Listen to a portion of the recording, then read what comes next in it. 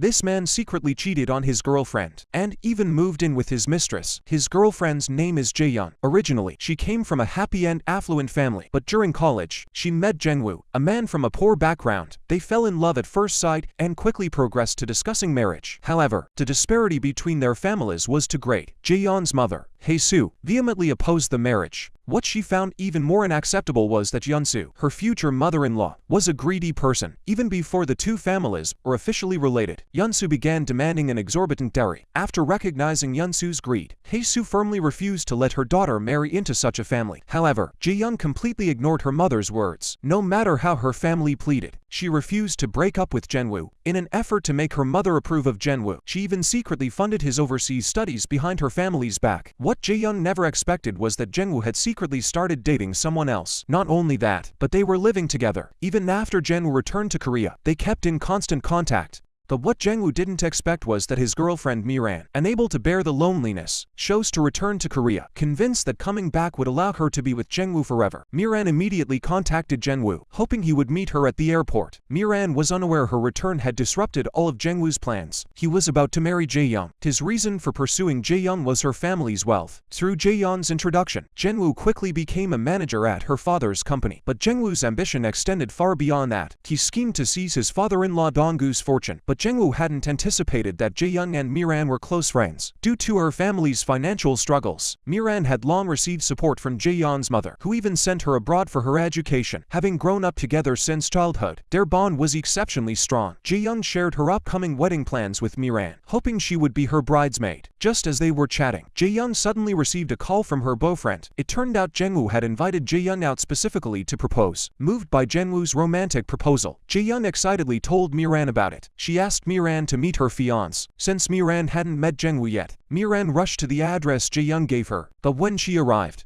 she was stunned. Her boyfriend was actually Jae-young's fiancé. It turned out they were both in love with the same man. She never imagined Jung-woo had secretly been engaged. Miran was furious, nearly losing her mind. Unaware of this, Jae-young introduced Jung-woo to Miran the very next day. Jung-woo was utterly shocked upon seeing Miran. He feared she would expose their relationship in front of Jae-young. Surprisingly, Miran didn't expose him. Jung-woo knew Miran would never let him off easily. So the next day, he arranged to meet Miran to break up with her, explaining that only Jae-young could give him the life he desired. Seeing Jung-woo so ruthlessly abandon her, Miran blamed all the fault on Jae-young. She believed she only got the man she wanted because of her family's wealth. At that moment, she truly wished Jae-young would vanish from this world. Miran didn't want to lose Jung-woo, so she deliberately lured Jung-woo to her apartment, dressed provocatively to seduce him and win him back. Jung-woo was quickly ensnared by Miran's charms, and they spent the night together. A month later, Miran discovered she was pregnant. This unexpected news filled her with ecstatic joy. She believed this child would surely win Jung-woo back. The next day, Miran flung the fetal ultrasound photo in Jung-woo's face. Jung-woo froze upon seeing the image. After all, he and his wife had only recently married. To prevent Miran from disrupting his plan, Jung-woo first soothed Miran's emotions, showering her with affection. He deliberately bought pregnancy books and put on an act of eagerly anticipating the baby's arrival. He even showed thoughtful concern for Miran's daily needs. Watching Jung-woo's behavior these past days, Miran felt deeply comforted. But to her surprise, Jung-woo soon revealed his true colors. He first feigned urging Miran to abort the child, promising to divorce Jae-young once he secured his father-in-law's inheritance. Yet Miran refused to believe him. Seeing this, Jung-woo turned his attention to Miran's parents. He schemed to send Miran's mother and adoptive father to prison. If Miran didn't terminate the pregnancy, her family would spend the rest of their lives behind bars. Upon learning Jung-woo had framed her mother, Miran was consumed by rage. Ultimately, to save her family, she had no choice but to compromise. After all, Jung-woo promised that if she terminated the pregnancy, he would provide substantial child support to enable her to take her mother abroad. Thus, under Jung-woo's supervision, Miran arrived at the hospital for the procedure. Jung-woo insisted on personally watching her enter the hospital before feeling at ease. Soon, Miran lay on the cold operating table. But just as the doctor prepared to administer anesthesia, Miran had second thoughts. When she emerged from the operating room, clutching her stomach weakly, Jung-woo believed his troubles were finally resolved. Little did he know the child had not been aborted. Having completed the first phase of his plan, Jung-woo moved on to the second. He again coaxed Miran into moving to the United States first. He planned to reunite with her in America only after securing everything he desired. Miran saw through Jung-woo's intentions, yet obediently complied. This arrangement allowed her to secretly find a place to give birth. Now that Jungwoo had provided her with a substantial sum, she could live comfortably. Before departing, Miran deliberately invited both Jungwoo and Jae-young to dinner. She feigned reluctance as she bid them farewell. The next day, Miran packed her bags and departed for the United States. Upon receiving the news,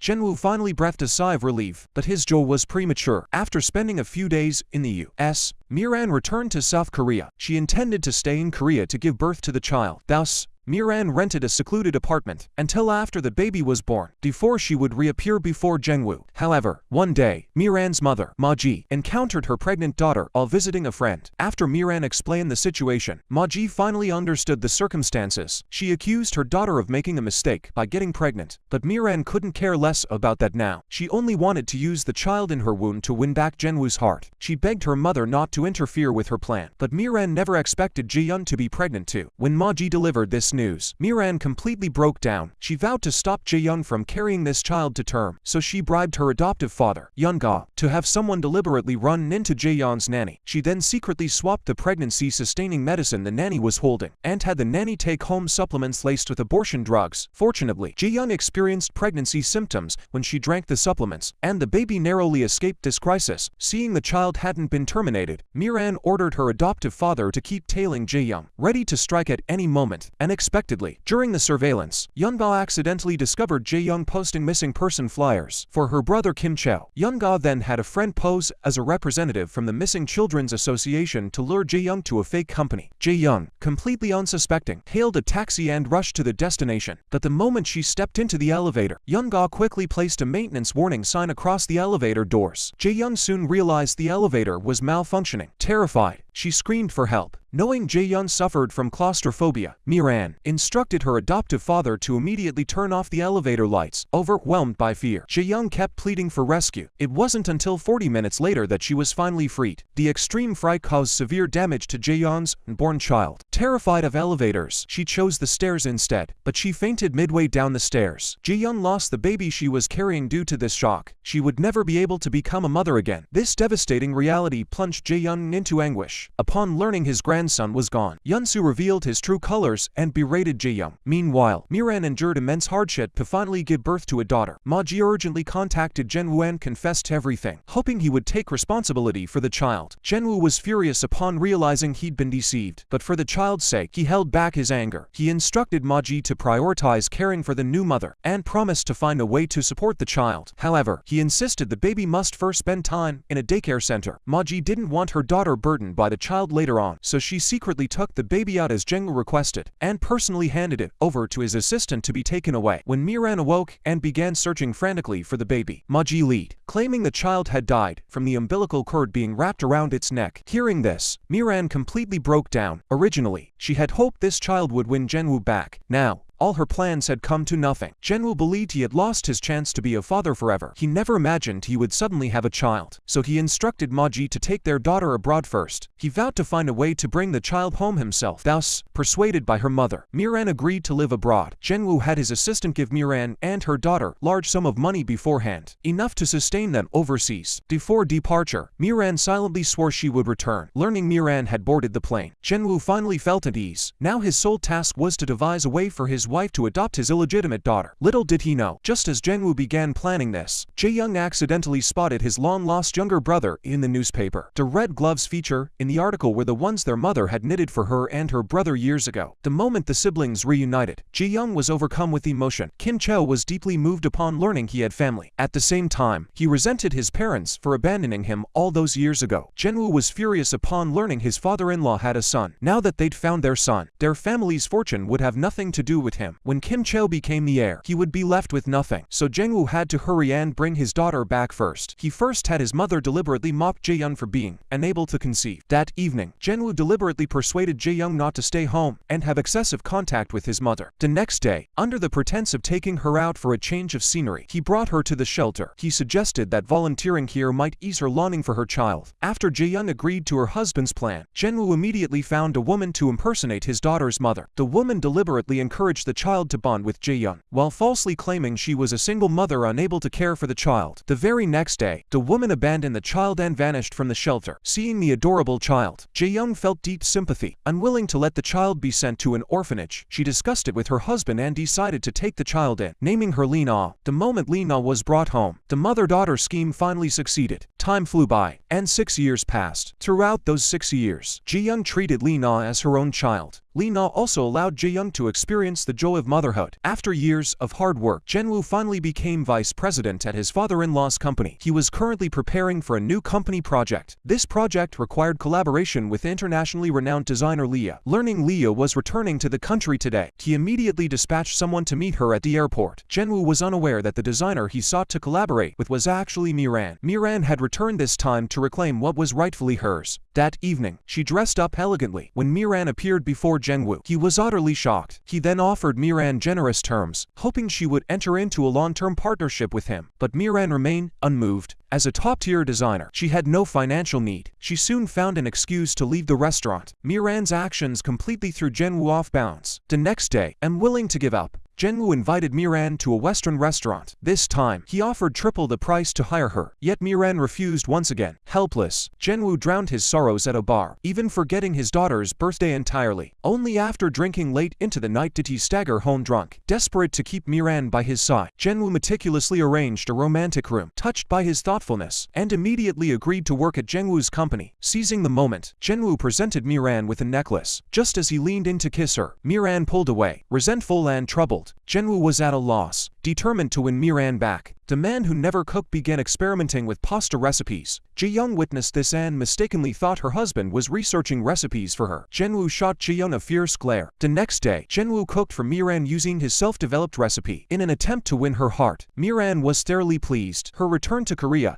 had been specifically to reclaim Jae-woo. Jae-woo's meal successfully brought them closer. From then on, Jae-woo completely disdained his wife, barring Jae-young from approaching him. Jae-woo's attitude made Jae-young suspicious. She voiced her dissatisfaction to her husband. Unexpectedly, Jae-woo accused his wife of not trusting him and stormed off to the study in anger. Jae-young, unable to contain her anger, confronted her husband. The two ended up arguing over the incident. Hearing that Jae-young dared to talk back to her son, the mother-in-law berated Jae-young. She then stormed out of the study, dragging Jae-young along. She even pushed her down in the living room. Confused, Jae-young tried to reason with her mother-in-law, only to be slapped by Yeon-soo. Jae-woo rushed out to defend his mother. Seeing this, Jae-young ran out of the house in distress. She couldn't understand what she had done wrong. Jae-woo felt uneasy seeing his wife return to her parents' home. What if she decided not to come back? Yet Yeon-soo wasn't worried at all, because Jae-young adored Lee-na. She would never abandon her. Jae-young hadn't actually returned to her parents' home. After all, she had defied her parents' objections to marry Jae-woo back then. Now she felt no face to return and complain to her family. So Jae-young had no choice but to spend another night at the sauna. Only after gathering her composure the next day did she return to her parents' home. She pretended she'd come to visit her parents. This made her mother very happy. Meanwhile, Lee-na, unable to see her mother, was throwing a tantrum at home. With no other choice, Jae-woo had to bring his wife back. Jae-young was deeply disappointed in her husband. Seeing this, Jae-woo tried to persuade his wife by appealing to Lena's plight. Elsewhere, Ma-ji happened to mention Lee-na to her husband during a conversation, only to be overheard by their daughter, who had just returned home. Miran finally learned her child was not dead. She pressed her mother for her daughter's whereabouts. Ma-ji had no choice but to reveal the entire truth to Miran. Miran couldn't believe what she heard. The child Jae-young had taken in was actually her daughter. Driven mad by the truth, Miran stormed into Jae-woo's house. Today, she would take her daughter away. Lee-na, waking up, was terrified by the scene and burst into tears. Fortunately, Jae-woo returned in time and pulled Miran outside. Miran demanded to know why Jae-woo had done this. Jae-woo explained that 6 years ago, he had no choice. Now his goal was finally within reach. He hoped Miran could endure this temporary hardship. Once he fully acquired his father-in-law's company, he would immediately divorce Jae-young. Taking the child back now would benefit neither of them. Miran ultimately heeded Jae-woo's words and chose to endure. Later, Jae-young followed her husband back to his family home for her daughter's sake. But Yeon-soo, upon seeing her, unleashed another tirade of scolding. Not wanting to provoke her mother-in-law again, Jae-young endured the scolding. All she wanted now was to see her child. Seeing her mother finally lifted Lena's spirits. Now that Miran knew Lena was her daughter, she frequently bought gifts to win Lena's favor. She even volunteered to pick Lena up from school with Jae-young. When Lena happily called out Mon to Jae-young, Miran unconsciously opened her arms, ready to embrace her. But in the end, the child hugged Jae-young instead. Lena even happily gave her mother a kiss. This sweet interaction action left Miran feeling bitter. Yet Lena looked at Miran with obvious disgust. She clearly remembered how Miran had stormed into her room that day. Seeing this, Miran felt deeply hurt. What surprised her even more was Lena rejecting the gift she had given her. Heartbroken, Miran confided her grievances to Jinwoo. Jinwoo comforted her,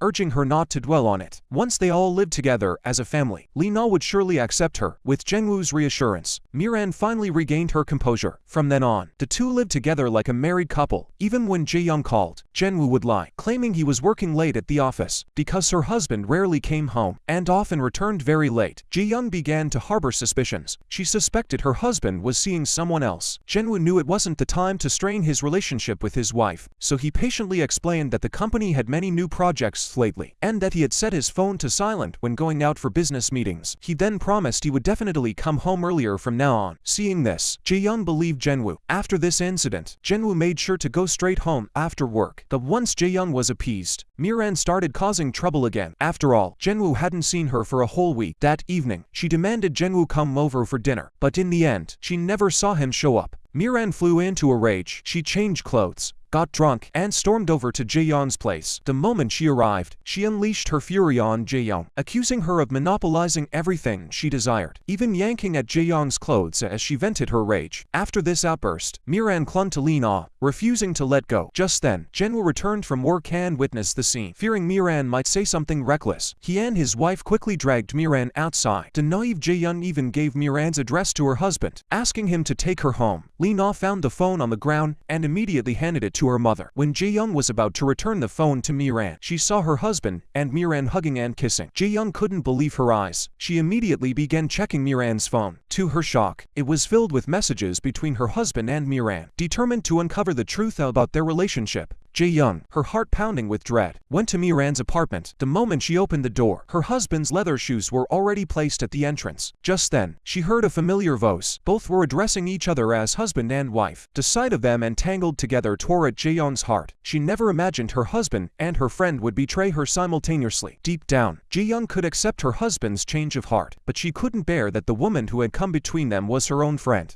Returning home, Jae-young stared at her young daughter, utterly lost. This sudden upheaval felt like a dream, because she still couldn't accept the reality. Jae-young returned to Miran's apartment once more. Taking advantage of the empty house, she inspected the living conditions. Sure enough, last night they had not only prepared a candlelit dinner, but even used matching couples' teacups. What was even more infuriating was that Miran had specially prepared pajamas for her husband. This ironic scene stabbed Jae-young's heart once again. She wandered outside all morning, without breakfast prepared. Jae-young faced her mother-in-law's scolding. Confronted by Yeon-soo's reproach, Jae-young, her heart as dead as ashes, found no energy to respond. Ironically, this very demeanor enraged Yeon-soo, who flung a bowl of water directly into her face. Heartbroken, Jae-young fainted on the spot. When she regained consciousness, she finally saw her husband returning from work, but she didn't confront Jinwoo. For the sake of their child, she wasn't ready to give up on this marriage yet, so she subtly hinted to Jinwoo that he'd better not stray. After warning Jinwoo, Jae-young called Miran out. She warned Miran not to destroy someone else's marriage. However, Miran remained unaware that Jae-young had discovered her affair with Jinwoo. From then on, Jae-young used their child to pressure her husband to come home every day. Not wanting to disappoint her own daughter, Miran reluctantly let Jinwoo go. Jae-young had assumed her warnings would make the two rein in their actions. Yet the very next day, her husband claimed a business trip as an excuse to leave town. In reality, he intended to meet Miran. But while shopping at the supermarket, they were spotted by Jae-young. Seeing her husband show no remorse, Jae-young stormed straight to Miran's apartment. The moment she opened the door, she witnessed the two in an intimate embrace. Noticing Jae-young's intense agitation, Jinwoo hurriedly pulled her outside. Jae-young understood her husband's actions were meant to protect Miran. She immediately rushed home, packed her bags, and prepared to return to her parents' house. Seeing his wife threatening to leave, Jinwoo led, claiming Miran had been persistently harassing him. He insisted their meeting this time was only to settle things once and for all. Jae-young had long seen through her husband's ugly true colors. This time, no matter what he said, she would never choose to forgive him again. Yet just as she was about to leave with her luggage, her mother-in-law desperately held her back, pleading for her to forgive Jinwoo one more time. "What about our child?" she insisted. "How could you leave so easily?" Ultimately, swayed by Lena's heartfelt pleas, Jae-young relented and stayed. Still, her resolve to divorce remained unwavering. With nowhere else to turn, she confided in her younger sister, Yeon-yoon. Yeon-yoon was furious that Miran dared to meddle in her sister's marriage. That very night, she stormed to Miran's house,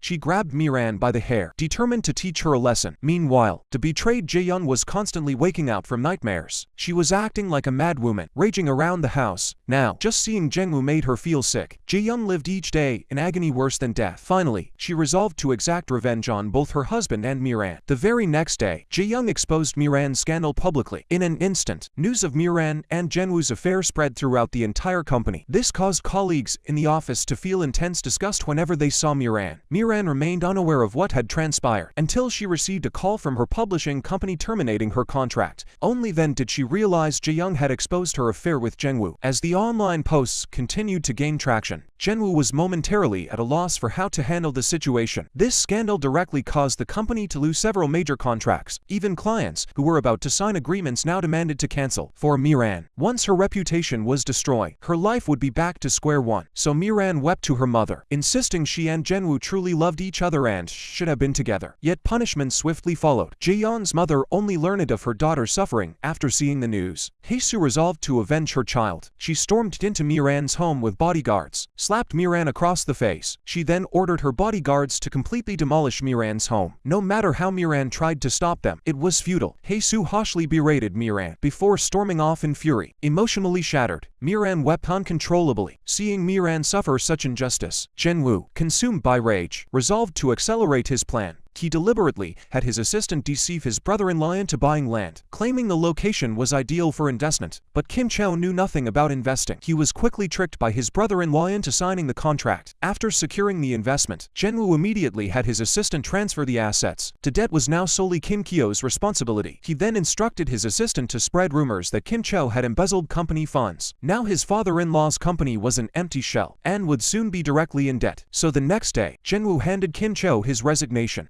After leaving, he took the entire company management team with him. Armed with the funds in his possession, Jungwoo established a fashion company with Miran. He then met with President Mun of the apparel industry. With renowned designer Lee backing him, Jungwoo successfully secured a partnership with President Mun and seized all the newly developed projects originally belonging to his father-in-law's company. To retaliate against the scandal Jae-young had spread about her, Miran went to Jungwoo's home and stole Lena's toothbrush. As soon as the paternity test results came out, she immediately summoned Jae-young and slammed the report in front of him, declaring that the child she had adopted was actually her biological daughter. Jae-young could scarcely believe his eyes upon seeing the report. The daughter she had raised with such devotion for 6 years was in fact the child of her sworn enemy. All these years, she had been raising her husband's illegitimate daughter. No wonder Jungwoo had deliberately taken her to the shelter to see the child back then. Little did she know it was all part of Jungwoo's scheme. Jae-young collapsed on the spot from the shock. Overwhelmed by grief, she awoke to find she had become mute. Her mother's heart ached at her daughter's plight. After medical examination, they learned the muteness stemmed from severe psychological trauma. Lena, not seeing her mother for days, threw a tantrum at home. With no other choice, Yun-soo brought her to the hospital to visit Jae-young. Seeing her child, Jae-young refused to acknowledge her, unable to accept that Lena was her husband's illegitimate child. Lena, seeing her mother's expression of rejection, was terrified and burst into tears. Hae-soo, not wanting them to further traumatize her daughter, chased them all out. The next day, Miran hypocritically brought gifts to visit Jae-young at the hospital and urged her to accept the reality. Driven mad by Miran's provocation, Jae-young was driven to utter madness. She forced herself to eat. Only by staying alive could she have a chance to take revenge on those who hurt her. Later, she went to the rooftop, removed the wedding ring she'd worn for 6 years, and threw it away. The next day, with a complex mix of emotions, she went to the kindergarten and secretly watched Lena. Ultimately, unable to let go of the child she had raised, Jae-young decided to take Lena back to her parents' home for a while. Having raised the child for 6 years, she was fully capable of fighting for custody. Upon learning Jae-young had taken Lena, her mother-in-law and Jungwoo immediately gave chase, but Lena insisted on staying with her mother no matter what. Seeing this, Yun-soo stepped forward and snatched the child away. Jungwoo blocked Jae-young and his mother-in-law. Before leaving, he warned his wife once more not to touch his daughter. Jungwoo then hurriedly got into his car and fled the scene. Little did he know his actions would utterly ruin Lena. Miran tried to project the image of a good mother in front of Lena, but Lena was terrified the moment she saw her. Jae-young, uneasy about Lena being cared for by Miran, could only turn to Jungwoo, hoping he would voluntarily relinquish custody of their daughter. However, Jungwoo believed Miran would be a good mother. He hoped Jae-young would never disturb the child's life again. With that, he handed handed over the divorce papers. Seeing Jin-woo so ruthlessly abandon her, Jae-young refused to sign, but she didn't know Jin-woo's cruelty extended far beyond her. To seize Jae-young's family fortune, he secretly transferred funds from his father-in-law's company using his position as vice president. Kim Cho became the scapegoat, reported by shareholders and sent to prison. The company faced imminent collapse. Dong-gu realized his son-in-law had framed his son. Enraged, he confronted Jin-woo, demanding why he did this. Jin-woo shockingly revealed his scheme to his father-in-law, and even ruthlessly shoved him to the ground. Unable to bear the blow, Dong-gu collapsed unconscious. By the time he was rushed to the hospital, he was admitted to the intensive care unit. Fortunately, after several days of treatment, the elderly man finally regained consciousness. The doctor specifically instructed that the patient must rest well and should be able to be discharged soon. Jae-young was deeply grateful to hear the doctor's words. However, just as she went to the doctor's office, Miran unexpectedly arrived there and deliberately revealed her relationship with her son-in-law, along with the fact that Lena was her daughter. Miran did this solely to provoke the elderly man. Sure enough, Dong-gu suffered another devastating blow and died instantly from the shock. When Jae-young arrived at the hospital room, she discovered her father had already passed away. The chairman's death led directly to the company's bankruptcy, and the villa was seized by the court. Hae-soo, unable to bear the shock, fainted on the spot. Deeply devastated, Jae-young finally came to his senses at that moment. She resolved to punish her enemies through action. Jin-woo, having transferred funds from his father-in-law's company, established a new firm with Miran. The two eagerly prepared for their launch party. Upon learning this, Jae-young secretly leaked the information to the company's creditors, planning to deliver a gift at Jin-woo's opening celebration. Meanwhile, Jae-young's sister Yeon-yoon stormed into the opening event, exposing before everyone how Jin-woo had seized their family's assets. She even laid bare the sordid deeds he and Miran had committed over the years. She then grabbed a glass of liquor and flung it directly at Jin-woo. The flustered Jin-woo immediately had Yeon-yoon dragged out, but one crisis barely subsided before another erupted. The company's creditors arrived next. Since Jin-woo was still the company's son-in-law, he should bear responsibility for repaying the debts. Ultimately, due to the creditors' commotion, the banquet ended in chaos and discord. This counterattack was merely Jae-young's first move. Her next step was to expose Miran's scandal abroad, revealing that Miran was the mistress of a wealthy foreigner. Jin-woo was stunned upon seeing this news. To reclaim her daughter, Miran had actually told Lena the truth about her origins, claiming she was her real mother. Lena plunged into despair upon hearing this. Devastated, she was so terrified she wet herself. What broke Miran even more was that Lena's intelligence began to regress as a result. Seeing her granddaughter reduced to this state, Yeon-soo was so enraged she nearly fainted. Furious, she shoved Miran to the ground. She believed Miran had not only ruined her son's marriage, but also harmed her granddaughter. She insisted only Jae-young was fit to be Lena's mother. She then ordered Miran to get out of the house immediately, and even begged her son to bring Jae-young back. Seeing her mother-in-law siding with Jae-young enraged Miran. Her greatest fear now was that Jin-woo would succumb to his mother's manipulation, if he truly chose to abandon her for the child's sake. In that moment, Miran resolved to accelerate her plan to force Jae-young into divorcing Jin-woo. The very next day, she handed her adoptive father a large sum of money to hire thugs to disrupt Jae-young's workplace. Sure enough, this scheme quickly got Jae-young fired. Even when Jae-young met with male friends, she arranged for someone to deliberately photograph them. Miran's goal was to make Jin-woo believe Jae-young had a new romantic interest that would inevitably push Jin-woo to pressure Jae-young into divorce again. But Miran hadn't anticipated Jin-woo's skepticism. He knew Jae-young was a steady, reliable person. Given her character, it was impossible for her to find a new partner so quickly. So Jin-woo warned Miran to stop investigating Jae-young. Seeing this tactic fail, Miran turned her attention to Jae-young's mother. She had her adoptive father arrange for Hae-soo to make an investment.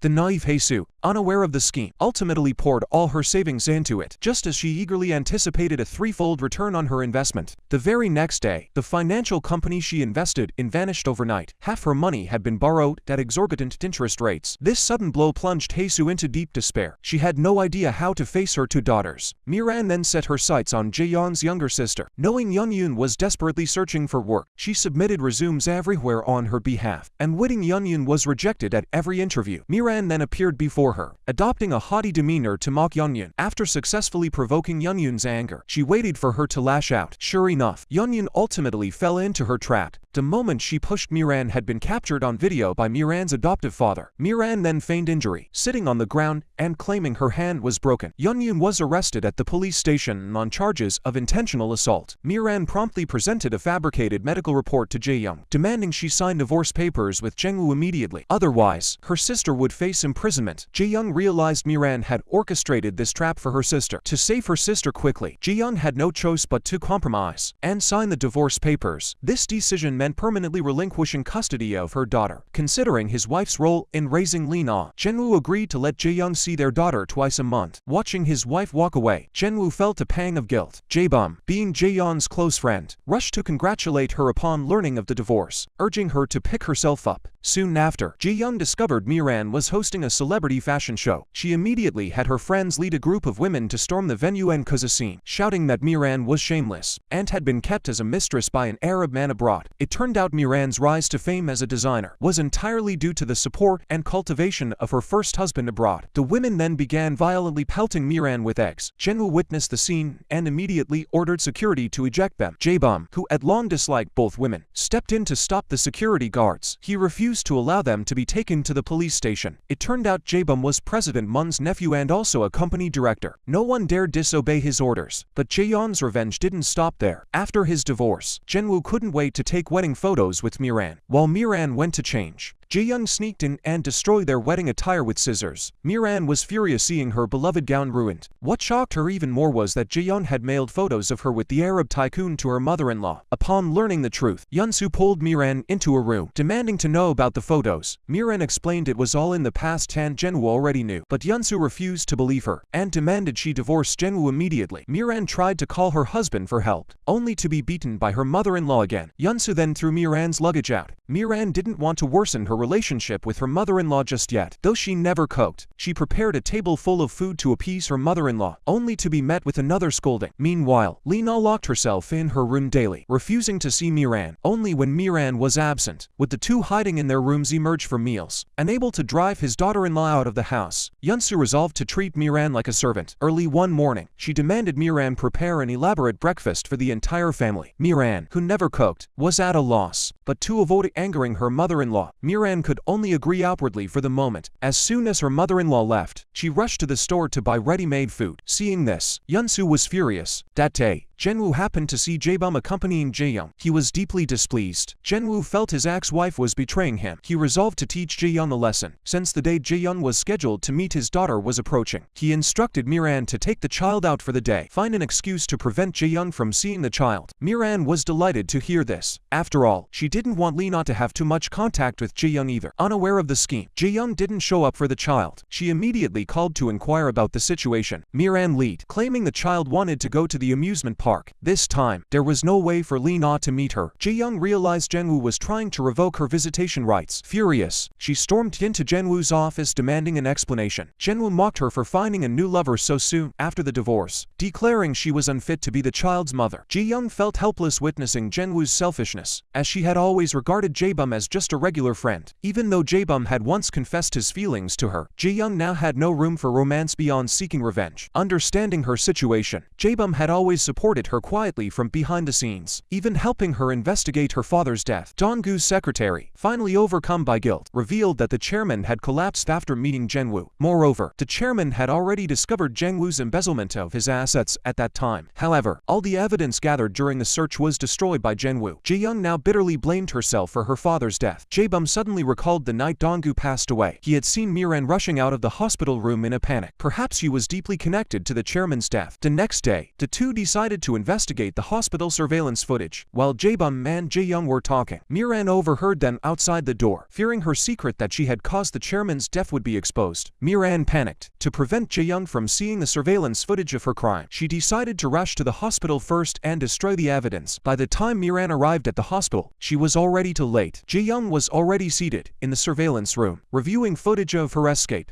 Her role in the chairman's death could no longer be concealed. Only after viewing the footage did Jae-young learn the true cause of his father's death. What surprised her even more was that Miran, driven by guilt, had actually come here to try and stop her. Jae-young angrily slapped Miran across the face. She accused Miran of being worse than a beast. Miran shoved Jae-young away. Without a shred of remorse, she declared she had only told the chairman the truth. His death had nothing to do with her. With that, she stormed out in fury. After learning the entire truth, the person Jae-young hated most was herself. It was the marriage she had chosen that destroyed her family. Her father was murdered by a friend. Her long-lost younger brother was framed by her ex-husband and imprisoned. Her sister and mother suffered alongside her. This agony plunged Jae-young into instant despair. She vowed to make Jae-woo and Miran pay double for everything. She then sought out her father's closest friend, Suji, sincerely expressing her desire to learn at her side. because she intended to help her father reclaim the family company that had been lost. Suji, being Donggu's closest business partner and having received many favors from him in the past, naturally agreed to help when Jae-young sought her assistance. After all, she knew Donggu had been stripped of his company by his son-in-law. Soon after, Suji personally flew Jae-young to England. 8 months passed in the blink of an eye. After this intensive training period, Jae-young was completely transformed. From a homemaker, she had become an outstanding designer. Meanwhile, due to Miran's mounting scandals, the company decided to hold a new selection process for chief designer. Both designers would then enjoy equal rights. Miran was deeply displeased and tried to refuse, but her resistance ultimately proved futile. After all, this was President Moon's decision. The next day, the company received numerous submissions from designers. As a senior designer, Miran immediately spotted a contestant named Jin. The company decided to award the first place winner the following day. That very day, Jae-young arrived at the company. She intended to surprise everyone. Jinwoo and Miran were stunned to see Jae-young as the winner. Miran was the first to protest, declaring the award should be invalidated. Seeing Miran's fierce opposition to her joining the company, Jae-young fearlessly offered to test her skills on the spot. The company then conducted another evaluation of Jae-young's abilities. Living up to expectations, Jae-young effortlessly produced 3 pieces of artwork. Unbeknownst to her, Jinwoo had already bribed the judges to prevent her from joining the company. As one of the judges, Miran naturally wouldn't let Jae-young pass. She gave all of Jae-young's works low scores. Both Miran and Jinwoo were confident Jae-young would be eliminated. Yet when Jae-bum announced the results, they were stunned. Jae-young had once again secured first place among the 4 contestants. Jinwoo refused to believe Jae-young's work could have earned perfect scores. He suspected the judges had been bribed beforehand. Hearing this, the 2 judges were thoroughly enraged by Jinwoo. They flung the money Jinwoo had prepared at him without hesitation. After being publicly exposed by the judges, Jinwoo stubbornly refused to admit to the bribery. Seeing her husband fail to stop Jae-young from entering the company, Miran was terrified and at a loss. After Jae-young successfully joined the company, her first target for revenge was Miran's parents. She had a friend pose as an investor to trap Miran's parents, tricking them into privately signing Miran's clothing design copyrights with a small factory owner. Ma Ji and Young-ga, desperate for money, secretly signed multiple contracts behind their daughter's back. After receiving the down payments, the couple went on trips everywhere, squandering every last penny. Soon after, the factory owner who had signed with Miran's parents stormed into the company, demanding compensation from Miran with the contract in hand. Jae-young watched the scene unfold with satisfaction. Upon learning the cause, Jinwoo was furious. The couple erupted into a fierce argument over the incident. When Miran's mother-in-law discovered the truth, she immediately berated her daughter. President Moon, seeing his designers embroiled in consecutive scandals, invited the couple to his home to resolve the matter. He hoped Jinwoo would swiftly clear the company of suspicion this time. If the company were branded a fraud, who would bear the responsibility? To appease President Moon's fury, Jinwoo had no choice but to kneel and promise proper resolution. Seeing this, Miran knelt alongside him, deeply apologetic. Ultimately, to resolve this trouble for his wife, Jinwoo reluctantly paid a large sum in compensation to the factory owner. The 2 actors then handed all the money to Jae-young. In gratitude, Jae-young gave them generous compensation for their services. Recalling his own kneeling before President Moon, Jinwoo felt profound humiliation. Unable to accept this, he vented all his fury upon his wife, fearing her husband might demand a divorce. Miran desperately pleaded for forgiveness. Faced with Miran's apology, Jinwoo saw right through her facade. From then on, Jinwoo slept in the study. Even Lee-na disliked this mother. Early in the morning, she refused to let Miran touch her hair. Seeing her daughter-in-law like this, the mother-in-law hurled insults. Miran dared to not anger her mother-in-law. She could only try to soothe the child. She attempted to pull Lee-na back to her room, but Lee-na immediately exposed her true nature. Only then did Yunsu learn Miran had been threatening Lee-na, forbidding her from seeing Jae-young. Enraged, she ordered Miran to get out of the house immediately, fearing her mother-in-law would incite Jinwoo to divorce her. Miran had no choice but to seek her husband out to apologize, but Jinwoo flew into a rage the moment he saw her. They ended up arguing fiercely once more, parting on bad terms. Lee-na, waiting in vain for her mother, ended up getting lost outside all by herself. When Jinwoo learned of this, he berated his wife harshly, declaring she was utterly unfit to be Lee-na's mother. The couple then searched everywhere for Lee-na, but in the end, they found nothing. Just as the entire family was despairing over the child's disappearance, Jae-bum spotted Lee-na in nearby mall. It turned out Lee-na had left school because she missed her mother so much, and had accidentally gotten lost. Knowing Jae-young was frantically searching for the child, he immediately returned her to Jae-young. Upon seeing her mother, Lee-na burst into tears, overcome with sorrow. Seeing her daughter safe and sound, Jae-young promptly notified Jinwoo to come collect the child. Her mind consumed by vengeance, she couldn't allow the child to disrupt her plans. She only hoped Jinwoo would care for their daughter well. Facing her ex-wife's accusations, Jinwoo felt deeply ashamed. Though Jae-young wasn't Lee-na's biological mother. She loved her daughter more than anyone else. This stark contrast made Jinwoo despise Miran even more. Miran, seeing the family's attitude toward her, felt deeply wronged. She had only forgotten to pick up the child from school because she was too busy with work. Jinwoo couldn't understand why Lee Na disliked her so intensely. Miran, however, believed Jae-yeon must have secretly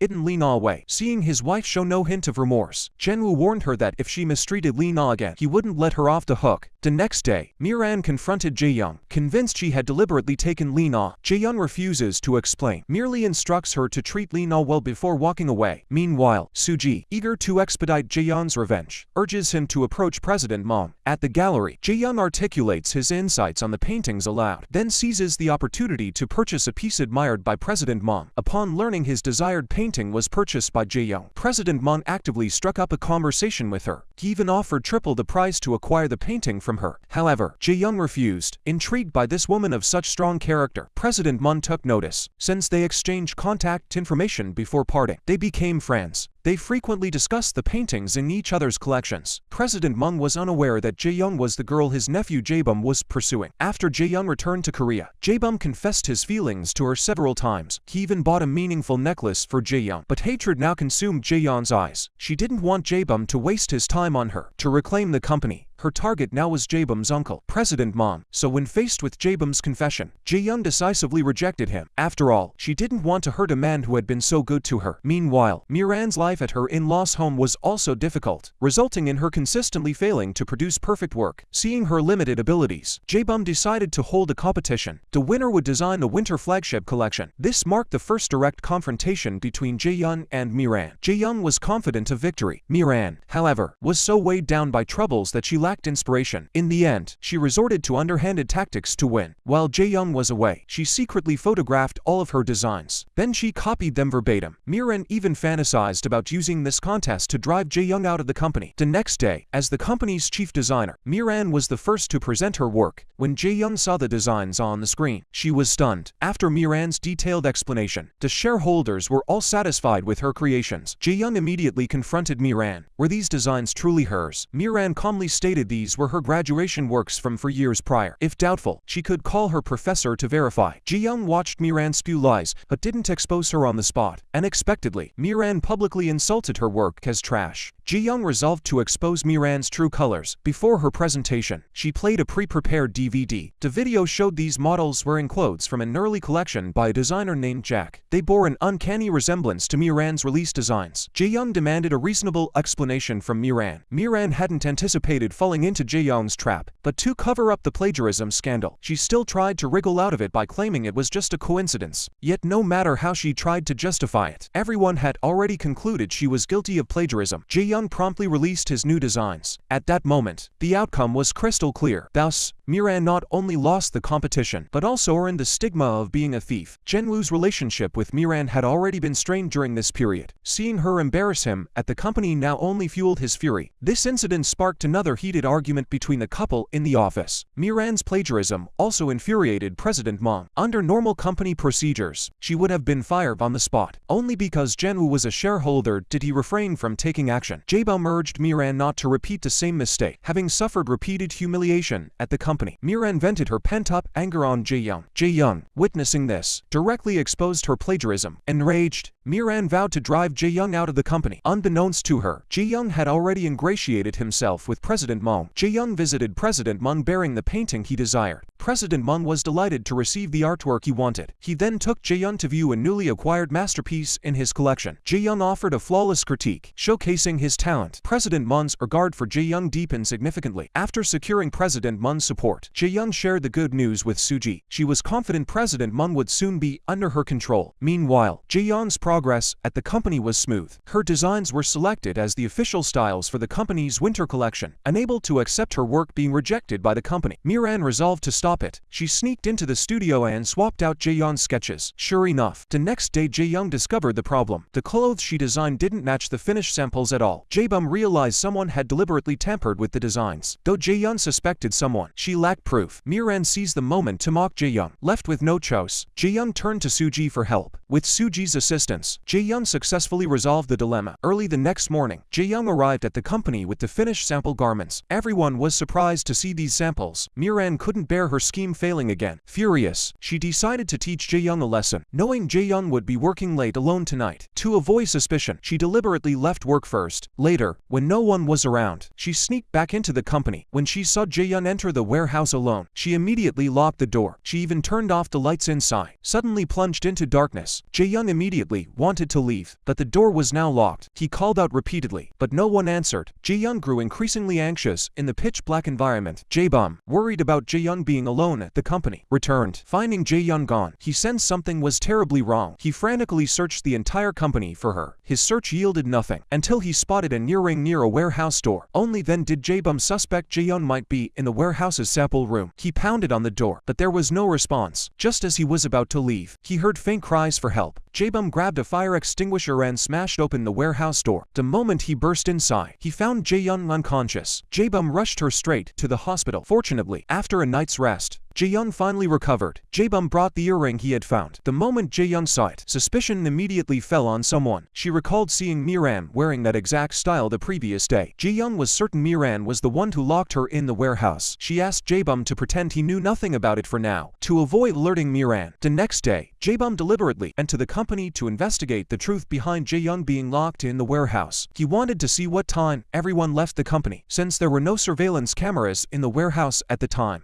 Miran explained she was the first to leave the office. She urged Jae-bum to investigate thoroughly and not jump to conclusions. Jae-bum didn't confront Miran on the spot. After learning of Jae-young's ordeal, Jae-woo also began suspecting Miran. He warned Miran this better not involve her. Facing her husband's suspicion, Miran stubbornly refused to admit anything. Just as Jae-woo returned to his office, Jae-young immediately came looking for him. Handing over the earrings she had found, she suggested they might belong to Miran, asking him to help confirm. If Miran was indeed responsible, she wouldn't hold it against her. Later, Jae-young arranged to meet Miran. She directly confronted Miran about framing her. Miran tried to make excuses. Jae-young then revealed that her earring had fallen at the warehouse entrance, and that Jae-woo was already rushing home with it. Hearing this, Miran fell into complete panic, because she had placed the other earring on her dressing table to prevent her husband from discovering it. She had to hurry to stop him. Unfortunately, she was too late this time. The moment Jae-woo returned home, he spotted the earring on the dressing table. By then, he already knew the truth. Miran rushed home and falsely accused Jae-young of framing her. Seeing Miran stubbornly refuse to admit her guilt, Jae-woo couldn't be bothered with further nonsense. Humiliated in front of her husband, so the next day she went to confront Jae-young. Seeing Miran still unrepentant, Jae-young decided to use another tactic to expose her. She told Jae-woo that a witness had been spotted outside the warehouse that night. Then she went straight to Miran's office and falsely claimed the security guard had seen her the previous night. Miran panicked upon hearing about the witness. As soon as Jae-young left, she rushed to the security office and shoved a wad of cash into the guard's hands as hush money. However, her actions were witnessed by Jae-woo. Now Miran had no defense. Jae-woo, witnessing this, stormed out in anger. Jae-young mockingly informed Miran that the security guard hadn't actually seen anything. Fearing dismissal from the company, Miran had no choice but to apologize to Jae-young. To completely destroy the relationship between Miran and Jae-woo, Jae-young once again paid an actor. He gave her a photo of Jae-woo and instructed her to approach this man. The actress deliberately struck up a conversation with Jae-woo when he was in a bad mood. Soon, someone arranged by Jae-young secretly photographed the two sitting together. Before long, Jae-woo was passed out drunk. Seeing this, the actress grabbed Jae-woo's phone and snapped several photos of them together. Yeon-soo, noticing her son hadn't been coming home lately, blamed everything on Miran. Miran, unable to contain her anger, erupted into a heated argument with her mother-in-law. Late into the night, Jae-woo finally stumbled home drunk. Seeing this, Miran immediately began undressing him. That's when she spotted the lipstick mark on his collar. Determined to uncover the truth, she rushed to check her husband's phone. To her surprise, Jae-woo's phone was password protected. She repeatedly shook the sleeping Jae-woo, demanding an explanation. Furious and distraught, Miran drowned her sorrows in alcohol that night. The next morning, she confronted her husband with the lipstick-stained shirt, demanding to know where he'd been. Jae-woo stared blankly at the lipstick mark, utterly confused. Miran then brandished his phone, demanding why he'd set a password, convinced he'd done nothing wrong, and unlocked it without hesitation for Miran to inspect. To her shock, Miran discovered photos of Jae-woo with another woman. Staring at the album, Jae-woo had no recollection of the events. He claimed not to know the woman. Seeing this, Miran was convinced her husband had cheated. Thus, the couple erupted into another fierce argument early that morning. Unable to bear seeing Miran, Jinwoo decided to move out. No matter how Miran pleaded, it was useless. At least sleeping on the company sofa would be quieter. Struck by both career and marital setbacks, Miran blamed all the faults on Jae-young. She was convinced Jae-young was exacting revenge, so she devised a malicious scheme to counter Jae-young. The next day, Miran urged her adoptive father to accelerate production of Jae-young's designs. Soon after, colleagues noticed Jae-young's designs being mass-produced. Seeing this, Jae-young instantly grew tense. Her first suspicion fell on Miran. Facing Jae-young's accusations, Miran naturally denied any involvement. Seeing this, Jae-young had no choice but to personally investigate the origin of the clothes from the small factory. After much effort, she finally discovered a factory mass-producing her designs. However, the factory owner claimed they had no knowledge of who placed the order. President Moon was furious upon learning of this incident. He immediately demanded Jae-young be removed from her position and replaced by Miran. Due to his uncle's order, Jae-bum had no choice but to reassign Jae-young. Miran was overjoyed to return to her former role, seeing his wife regain her position of importance at the company. That very night, he packed his bags and moved back home without hesitation. Meanwhile, Jae-young's friend, determined to uncover the truth for her, deliberately approached Miran's adoptive father. Through persistent coaxing, she finally obtained a gift from him. That gift was none other than a garment designed by Jae-young. In that instant, Jae-young realized who had been leaking her design sketches. That very night, she sought out Miran's mother to inquire about Young's whereabouts. Unexpectedly, Young-ga had already fled long ago. Ma-ji also feigned ignorance. With no other options, Jae-young had to ask Soo-ji to help track down Young-ga. Soo-ji suggested starting with those closest to her. Upon hearing this, Jae-young instantly knew the answer. The next day, she arranged to meet Ma-ji again. Under Jae-young's manipulation, Ma-ji quickly spilled all the secrets about how her husband had framed Jae-young. However, every word she spoke was secretly recorded by Jae-young. Subsequently, Jae-young hired someone to kidnap Young-ga. Just as Young-ga was plunged into panic, Jae-young confronted Young-ga about leaking her designs. Young-ga refused to admit it. Jae-young produced the recording, exposing his lie. Faced with this, Young-ga confessed everything Miran had ordered him to do, and revealed he still held evidence. Seeing this, Jae-young bought Young's evidence. The next day, at the company morning meeting, Jae-young presented the recordings and evidence she had gathered before her colleagues. Miran, caught red-handed with proof of her crimes, was utterly speechless. Jinwoo, upon learning the truth, was furious. If President Moon discovered the truth, he would certainly withdraw his investment from their company. Then he would have to compensate the company 3 times the amount. Sure enough, what Jinwoo had feared came to pass. That very day, President Moon not only slapped Jinwoo across the face, but also demanded withdrawal of his investment. Even when Jinwoo knelt before President Moon, he remained unmoved. The penalty for breach of contract was simply too steep. Furious, Jinwoo stormed home and took his anger out on Miran. Her actions had driven the company into bankruptcy. Jinwoo then demanded a divorce from Miran. Meanwhile, Jae-young, driven by revenge, rejected Jae-bum's advances, and instead began courting President Moon. Soon, President Moon was utterly captivated by this relationship. He not only willingly joined Jae-young for street food, but also accepted without complaint the cheap shirt she bought him from a sidewalk vendor. In return, President Moon took Jae-young shopping for a new dress the very next day. When Jae-young appeared wearing the skirt, President Moon was utterly stunned by her beauty. He resolved to win this woman before him, for Jae-young possessed not only beauty, but also talent. The very next day, President Moon dispatched his assistant to deliver gifts to Jae-young's mother. Hae-soo was shocked by the lavish presents. Yeon suspected Jae-bum as the sender. Hae-soo, overjoyed, immediately called to express her gratitude, but Jae-bum denied sending them. He assumed Jinwoo was still pursuing Jae-young and had suddenly bought gifts to win her favor. Little did he know his own uncle had also fallen for Jae-young. That day, President Moon invited Jae-young to his home. He also wanted to introduce her to his nephew, so he notified Jae-bum to return early for dinner. Excited, Jae-bum rushed home. Noticing an extra set of tableware, Jae-young curiously asked if there were other guests. When President Moon revealed it was Jae-bum, she panicked. Jae-young made an excuse to hide. She absolutely couldn't let Jae-bum discover her true purpose. Just as Jae-young was sinking into panic, Jae-bum, who had just returned home, suddenly received a call from the factory owner. It turned out the other party had already helped him locate the escaped Young-ga. Because the situation was urgent, Jae-bum rushed out immediately. Only after Jae-bum left did Jae-young emerge. Young-ga had helped Miran frame Jae-young, leading to the company's design leaks. As a company director, Jae-bum naturally sought to hold him accountable, but Young-ga, terrified of facing responsibility, chose to flee. Instead, he stumbled into a stairwell with no exit. Realizing escape was impossible, Young-ga seized a moment when Jae-bum lowered his guard and shoved him down the stairs. The fall left Jae-bum with a concussion. Upon learning the news, Jae-young rushed straight to the hospital. After consulting the doctor, she learned Jae-bum might remain unconscious for some time. Watching the man she loved lying in that bed, Jae-young could no longer conceal her feelings for Jae-bum. Driven by hatred, she had repeatedly rejected him. Yet Jae-bum had always stood by her side. Only when she was with him did Jae-young find happiness each day. After Jae-bum regained consciousness, Jae-young refused to betray the man she deeply loved. For the first time, she confessed her feelings to Jae-bum. That same day, Jae-young sought out President Moon and openly revealed her true purpose for getting close to him. Yet President Moon stated he had long known the truth. Since Jae-young wished to end their relationship, he wouldn't force her. Thanks to President Moon's release, Jae-young finally agreed to be Jae-bum's girlfriend. So, as soon as Jae-bum was discharged from the hospital, he visited Jae-young's mother. Hae-soo was also very pleased with Jae-bum as her son-in-law. From then on, Jae-bum and Jae-young immersed themselves in happy dates. Meanwhile, Jae-woo was going through a divorce with his wife because Miran had secretly leaked the design work Jae-young had created. President Moon insisted on terminating their company's partnership.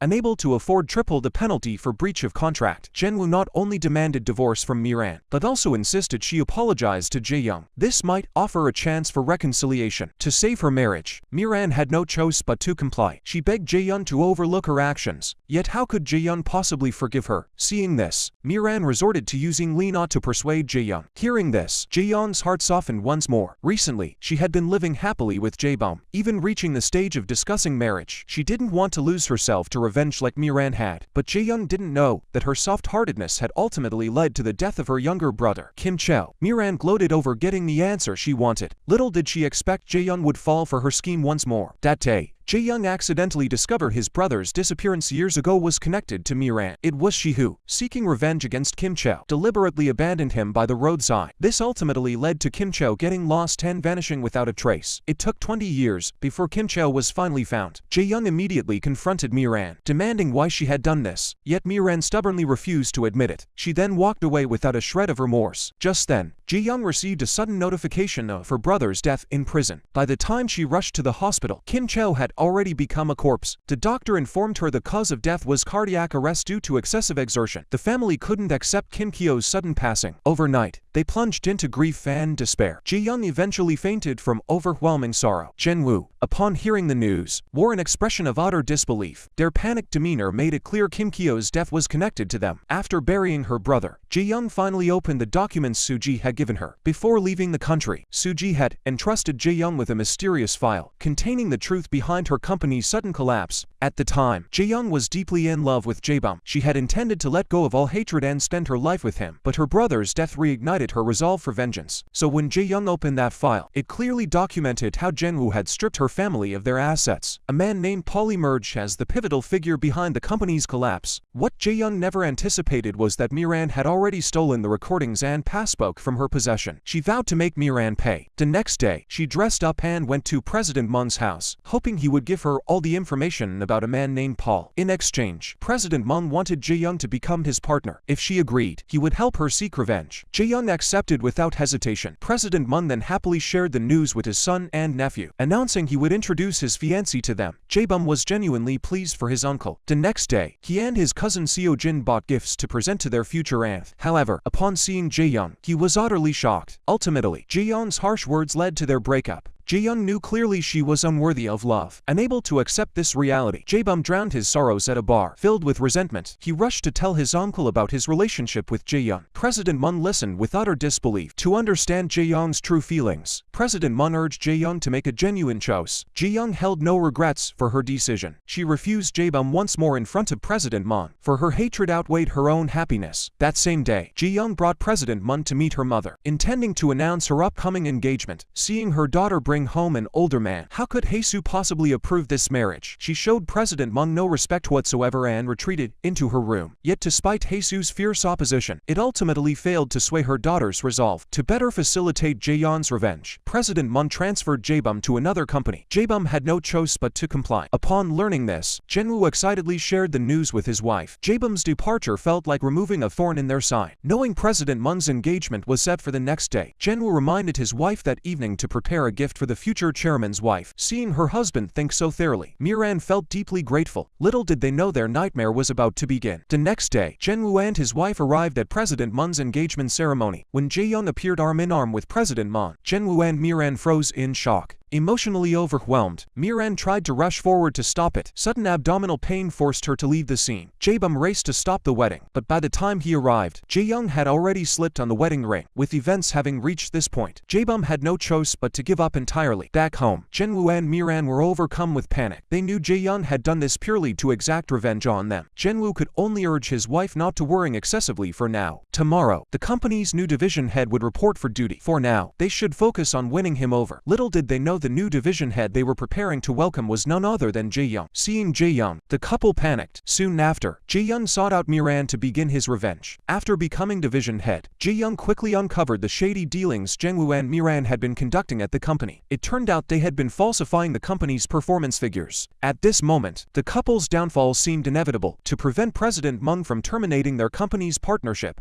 Jenwoo and Miran rushed to President Moon's residence that very night. They begged him for one more chance. However, President Moon flatly refused and demanded triple compensation. To keep the company afloat, Jenwoo rehired a more capable designer. Miran vehemently opposed this move. Jenwoo insisted his pregnant wife should rest at home. Convinced by her husband's words, Miran reluctantly left the company. Back home, Miran reflected deeply and resolved she couldn't let things continue this way. She knew clearly that once she lost her usefulness, Jenwoo would ruthlessly discard her, so she hurried to her husband's study to seize the company's ledgers. Only by holding Jenwoo's weakness in her grasp, she could avoid being ruthlessly discarded. While rummaging through the papers, Miran fell from a stool. She lost the baby as a result. After leaving the hospital, Miran plunged into despair. She dared not tell her in-laws about the incident. After firing his wife, Jenwoo hired a new designer. Jae-young quickly caught wind of this news. She immediately arranged a meeting with the designer Jenwoo had hired, promising a large sum of money in exchange for her help. To prevent Jae-young from poaching his designer, Jenwoo ultimately signed her to a contract that doubled the original price. Yet the next day, the designer vanished without a trace. Jenwoo found himself in a desperate predicament due to the designer's disappearance. To quickly repay the company's debts, he was forced to take desperate measures and collaborate with unscrupulous businesses. However, their actions were secretly recorded by Jae-young, who had been watching from the shadows. Upon returning to the company, Jae-young uploaded the video online. As a result, Jenwoo incurred a massive penalty fee. With no other options left, he considered borrowing from loan sharks. He instructed his secretary to make inquiries. Unbeknownst to him, the secretary had already been bribed by Jae-young. Upon learning the situation, Jae-young gave the secretary a business card and instructed him to direct Jenwoo to a specific loan company. The next day, Jenwoo contacted the loan shark. The lender demanded Jenwoo's company building as collateral. With no other choice, Jenwoo agreed. Thus, the two parties successfully signed the contract. Jae-young soon learned Jenwoo had fallen into her trap. But Jae-young felt this wasn't enough. She deliberately had her secretary inform Jenwoo that she intended to acquire a famous painting. She also mentioned that the profit margin on a single painting could be dozens of times the investment. Jenwoo instantly had an idea. The next day, he secretly followed Jae-young to the black market auction. Through relentless bidding, Jenwoo finally secured the painting for 500 million won. Little did he know, the next day, the appraiser he hired discovered the painting was a forgery. Only then did Jenwoo realize he'd been duped, and all his money ended up in Jae-young's hands. After all, that money had originally belonged to her family. Miran knew this was Jae-young's revenge against them, so she arranged to meet Jae-young. During their heated argument, Jae-young was shoved and fell, suffering a concussion. Miran, terrified and panicked, fled the scene immediately. Security guards discovered Jae-young and rushed her to the hospital. Her family received the news and rushed over in a panic. Hae-soo was deeply worried seeing her daughter injured. Fortunately, after several days of unconsciousness, Jae-young finally regained consciousness, but she seemed to have forgotten everything about her divorce from Jenwoo. Her mother and sister stared in utter disbelief at this turn of events. They immediately pressed the doctor for an explanation. The doctor suggested the patient might be suffering from amnesia. Hearing this, the mother broke down in tears. However, when the two returned to the ward, Jae-young was gone. Even her clothes had been completely taken away. It turned out Jae-young had immediately returned to her in-law's home after losing her memory and resumed caring for the entire household. Miran, witnessing this, had no idea what Jae-young was up to. Just then, Hae-soo happened to arrive. She pulled her daughter into a room, attempting to jog her memory. Outside the door, Miran overheard their conversation and learned Jae-young had lost her memory. She immediately relayed the news to her husband. Upon hearing this, Jae-woo rushed home immediately. After confirming Jae-young's amnesia, he instantly saw an opportunity. He planned to exploit this period of Jae-young's memory loss to save the company. Though Miran had wanted Jae-young to lose her memory, she didn't want her competing for her husband, so she dragged Jae-young into a room, intending to force her out of the house. Unbeknownst to Miran, Jae-young had never actually lost her memory. Only then did Miran realize Jae-young had been pretending all along. It turned out that after waking up in the hospital, Jae-young had resolved to punish Miran. She also intended to obtain evidence of Jungwoo's crimes to clear her brother's name. So when Jungwoo returned home, Jae-young resumed her active amnesia. In the days that followed, Jae-young seized every opportunity to search the house thoroughly, determined to uncover all evidence of Jungwoo's crimes. Eventually, she discovered Jungwoo's safe, but after multiple failed attempts, the password display showed incorrect. Until, during a meal, she overheard a crucial clue from her sister-in-law. But when she rushed to the room, the safe was gone. She immediately contacted Jungwoo's secretary and learned he'd taken the safe to the company. Jae-young went there herself. Jungwoo seized the chance to trick her into signing a contract to seize all her assets. Jae-young saw through his scheme and deliberately tipped off the creditors to show up early, since Jungwoo had pledged the building as collateral for his loan. Jungwoo, desperate to hide the truth, hurriedly dragged the creditors outside. Jae-young seized the moment to search for the safe, while the creditors intentionally stalled for time. Ultimately, Jae-young successfully retrieved Jungwoo's incriminating evidence from the safe. Meanwhile, Miran seized the chance to steal her mother-in-law's large gold pig, but she was caught red-handed by her sister-in-law. When Jungwoo discovered this, he couldn't believe it. This incident finally revealed his wife's true character. Even his sister felt his sister-in-law was mentally unstable. At first, Jungwoo didn't take it seriously, until the day he caught her trying to break into his office safe. Only then did Jungwoo realize his wife was beyond redemption. He immediately demanded a divorce from Miran, but Miran refused outright. Returning home, she vented her fury. When Jungwoo came home from work, he found the room in shambles. Miran lay passed out drunk on the bed. At that moment, Jungwoo could endure no more. He immediately summoned staff from the psychiatric hospital and forcibly committed Miran. But just as Jungwoo thought he'd resolved his troubles, his secretary called with urgent news. Creditors had stormed his office, demanding immediate repayment. Helpless, Jungwoo watched as they ransacked his workspace. Afterward, Jungwoo turned to Jae-young as his last hope, even scheming to swindle her assets. Seeing this, Jae-young pulled out the secret ledger from his safe. Jungwoo couldn't believe it had fallen into Jae-young's hands. Only then did he realize Jae-young had been faking amnesia all along. Jae-young gave Jungwoo two choices: either return the company to her, or he would personally send him to prison. But Jungwoo vehemently refused to relinquish control. Soon, Jungwoo's house was seized by the bank. Yeonsu watched this unfold with growing panic. Jungwoo tried to intervene but found himself powerless. In that moment, he descended into madness. That day, Jae-young was heading home after work when Jungwoo suddenly covered her mouth from behind and forced her into a car. Unbeknownst to them, Jae-bum witnessed the entire scene. Jae-bum tried to signal security to intercept the vehicle, but they arrived just a moment too late. Jungwoo then took Jae-young to a secluded warehouse. Only by kidnapping Jae-young could he pressure President Moon into providing financial assistance. With sufficient funds, he could finally move his family abroad. Upon learning of this, President Moon agreed to his demands. Not only did he prepare the funds, but he also offered to provide fake passports. Jae-bum, upon discovering the situation, rushed to Jungwoo's home. He hoped Miran could persuade Jungwoo. Miran, having just been rescued from a mental hospital by her parents, was unaware of her husband's motives. She pleaded with Jae-bum not to call the police, asking for time to handle the situation herself. Miran immediately contacted her husband, demanding his location. Fearing his wife was under surveillance, Jungwoo refused to reveal the warehouse's address. Only after Miran promised to shake off her pursuers did Jungwoo disclose the warehouse's location. That same day, Miran disguised herself and went to her mother's residence. Her goal was to switch identities with her mother and distract the people monitoring her. Sure enough, the people President Moon sent immediately fell for the ruse. Only Jae-bum, who was following behind, sensed something was off. He immediately followed Miran's car to the warehouse. But when Miran arrived, she didn't persuade Jungwoo to turn himself in. Instead, she joined Jungwoo in the kidnapping. Just as Jae-young felt utterly hopeless, he accidentally spotted Jae-bum lurking nearby. Jungwoo, rushing to retrieve his passport, left Miran to watch over Jae-young. Seizing the chance, Jae-bum immediately overpowered Miran. Terrified, Miran dashed out, desperate to call Jungwoo back. Jae-bum seized the moment to rescue Jae-young. Soon after, President Moon received a call from his secretary. Seeing Jae-young safe and sound, he no longer feared Jungwoo's threats. He immediately rushed to visit Jae-young. As their wedding was just days away, he couldn't afford any mishaps at this critical moment. Back home, President President Moon expressed deep gratitude to Jae-bum for saving his fiancée, but Jae-bum declared he had gone to save the woman he truly loved. Upon learning his uncle would marry Jae-young next week, Jae-bum vehemently opposed the wedding. His words left President Moon deeply troubled about his own marriage. Jae-woo's plans ruined, drowned his sorrows in alcohol daily. He blamed his wife for all the failures. From that moment, their lives spiraled into utter despair. The poor mother-in-law struggled to make ends meet at home with her daughter and granddaughter. One day, while Lee-na was preparing instant noodles with boiling water, her senile mother-in-law accidentally spilled the scalding water onto Lee-na. Jae-young rushed to the hospital upon receiving the news. Seeing his daughter's burned hand filled him with heartache. The next day, he instructed his secretary to send his sister-in-law a sum of living expenses. She couldn't let the child go hungry in this household. Meanwhile, to stop his uncle's wedding, Jae-bum had obtained evidence of his uncle laundering money overseas. His goal was to threaten President Moon into canceling the ceremony. However, this information quickly reached President Moon. To prevent Jae-bum from exposing his crimes, President Moon had him arrested and forcibly confined to a room. Jae-bum's cousin was shocked upon learning this. That very night, he informed Jae-young of the situation. He hoped Jae-young would intervene to prevent the two from becoming enemies. Jae-young then sought out President Moon, pleading for Jae-bum's release. She had married him solely for revenge. If Jae-bum's safety was threatened, she would be unable to fulfill her promise and proceed with the wedding. Yet Jae-young failed to stop the wedding. President Moon's son witnessed this and immediately led a group to overpower the guards at the entrance. They then rushed Jae-bum to the wedding venue. Unable to resist, Jae-young had no choice but to yield. Just as she prepared to accept her fate, Jae-bum suddenly arrived on the scene and halted the farce. He swiftly pulled Jae-young away from the chaos. Those present could scarcely believe their eyes. President Moon's son even joined in to help them escape. This enraged President Moon so much he slapped his son across the face. He ordered his subordinates to capture them at any cost. Jae-bum then took Yeon-yoon to a seaside location. His confession finally gave Jae-young the courage to accept his feelings. From then on, they lived happily in a rented apartment. Even the landlord believed they were a newlywed couple on a honeymoon. Yet the happiness Jae-bum and Jae-young craved was destined to be short-lived. Unable to contact Jae-young, President Moon devised a plan. He decided to use Lee-na to lure her out. The next day, he had Jang-woo and his wife brought before him. Upon meeting them, he presented a condition. If Miran helped him find Jae-young, he would overlook Jang-woo's previous kidnapping of Jae-young for ransom. Moreover, he would provide them with funds to live abroad. Hearing this, Miran naturally agreed immediately. She then called Jae-young, falsely claiming Lee-na was gravely ill and that the child was searching for her. Jae-young instantly panicked upon hearing the child was ill, insisting he must rush back immediately. Jae-bum clearly saw this as his uncle's scheme, but witnessing Jae-young's genuine concern for Lee-na, he had no choice but to accompany him home. The moment they entered the house, President Moon's men caught them red-handed. Their hand-in-hand entrance only further enraged President Moon. Seeing this, Jae-young knelt before President Moon, pleading for Jae-bum's mercy. Her actions, however, only enraged President Moon further. Jae-bum, observing this, sarcastically remarked that President Moon didn't truly love Jae-young. Furious, President Moon raised his baseball bat and swung it at Jae-bum. Jae-young rushed forward to shield him. She collapsed to the ground. As a result, Jae-bum, terrified, rushed Jae-young to the hospital. President Moon secretly followed them. He never imagined his impulsive act would harm Jae-young. The doctor informed him the patient had suffered a head injury and severe blood loss. Returning home, President Moon was consumed by guilt. Under Jae-bum's attentive care, Jae-young finally regained consciousness. President Moon received the news and was deeply moved. That very day, he rushed to the hospital to sincerely apologize to Jae-young. This time, he was willing to step aside and let Jae-young be with Jae-bum. He then returned the company to Jae-young's family. After settling everything, President Moon prepared to leave for a life abroad. Meanwhile, Jang-woo, to evade legal punishment, lived each day in hiding. Yet, even in his desperate state, his wife remained steadfastly by his side. Only then did Jang-woo realize the depth of Miran's love for him, and understand he must cherish her. Burdened by his sins, he resolved to turn himself in to the police for forgiveness. Before surrendering, he visited Jae-young in the hospital because he was the one who had ruined her life. After sincerely apologizing to Jae-young, Jang-woo entrusted Lee-na to her care. He knew Lee-na would only find happiness staying by Jae-young's side. Leaving the hospital, Jang-woo walked straight into the police station. He was ready to face punishment for his crimes because of her husband's surrender. Miran also realized her own mistakes. This time, she proactively apologized to Jae-young, having already let go of his hatred. Jae-young accepted Miran's apology. However, years of heavy drinking had led to Miran's alcohol poisoning. Ultimately, she had no choice but to enter a rehabilitation center for treatment. Jae-young would often bring their child to visit Miran at the center. Lee-na gradually began accepting the reality of having two mothers. A year later, through her own efforts, Jae-young founded a clothing brand company. She became a renowned designer. That day, She brought her child to attend the press conference. Jae-bum watched his wife shine in the crowd, filled with pride for her. After the conference, the couple took Lee Na out for a day of fun. Such moments had become their everyday life. To film ends here. Interested friends, see you next time.